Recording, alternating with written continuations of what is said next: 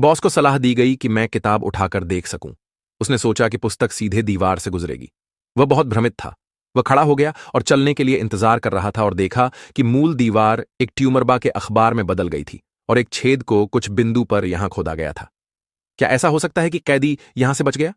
उसने बहुत ज्यादा सोचने की हिम्मत नहीं की और उसे जमकर बुलाया। स्थिति के बारे में जानने के बाद जांच तुरंत रेंग गई। वह यह जानकर आश्चर्यचकित था कि छेद के प्रवेश द्वार को खोदा नहीं गया था। यह एक कैदी था जो असली सितारा था। वह यहां से बच नहीं पाया। इसके अलावा दूसरे पक्ष ने एक स्क्रीन जांच की और पीछे हटने के लिए तैयार था। वह गलती से फिसल गया और नीचे गिर गया। उन्होंने खुद से बाहर चेतावनी को बाहर खींचने का आग्रह किया। एक लंबे समय के बाद वह आखिरकार बाहर आ गया। यह मापने के बाद कि मार्ग 30 मीटर लंबा था, मैं सोच रहा था कि कैसे दूसरे पक्ष ने आधे साल में इस तरह के एक गहरे मार्ग को खोदा। जासूस ने उसके बगल में सेल्फी उठाई और कहा कि दूसरी पार्टी इस बारे में चिंतित थी। उन्होंने कहा कि वह फिर से छेद में गिर गए। आप होम कैडर का नंबर कैसे जानते हैं? चादर और ये अध्ययन दैनिक भोजन से आते हैं।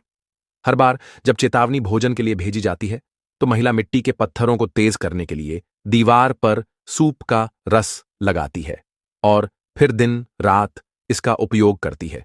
लेकिन इसके लिए बहुत समय की आवश्यकता होती है, इसलिए उन्होंने बहुत सारी पुस्तकों के लिए आवेदन किया, यह कहते हुए कि वह हर दिन इन पुस्तकों का अभ्यास करना सीखेंगे और अन्य किताबें हैं। एक फंक्शन छेद को कवर करना है।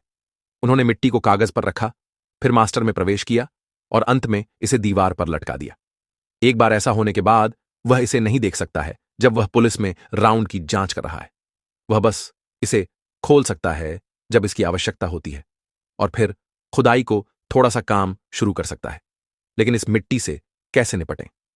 यह भी बहुत सरल है क्योंकि यह एक पहाड़ पर बनाया गया है।